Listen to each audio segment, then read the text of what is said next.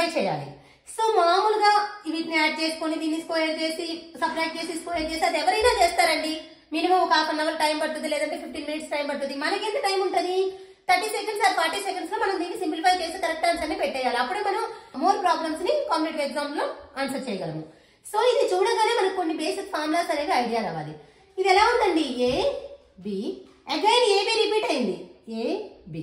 ఓకేనా? A plus B whole square plus A minus B whole square, A plus B whole square plus A minus B whole square అంటే ఇది ఎలా వచ్చింది madam అని మీకు confusion ఉంది. A plus B whole square అంటే ఏంటండి? A square plus B square plus 2ab. ఇక్కడ A square plus B square minus 2ab plus 2ab minus 2ab cancel అయిపోతే 2a square 2b square, 2 common తీస్తే 2 into A square plus B square.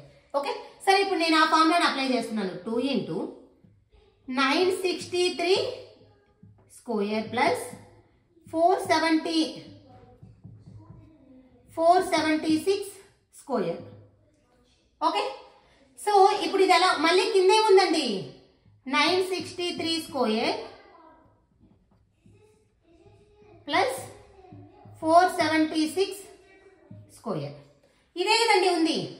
963 into 963 963 square, 476 into 476 476 square. So ఇది cancel కదండి. ఇప్పుడు ఏముంది? 2.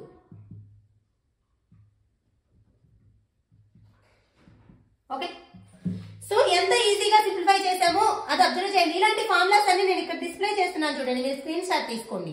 ఇవన్నీ మనకి minimum తెలియాలి. ఇక్కడ నెంబర్స్ చూడగానే ఇక్కడ ఇవే 2 నెంబర్స్ రిపీట్ అయ్యి ఉన్నాయి. ఎలా ఉంది? A plus B whole square plus A minus B whole square. Formula వెంటనే ఐడియా రావాలన్నమాట.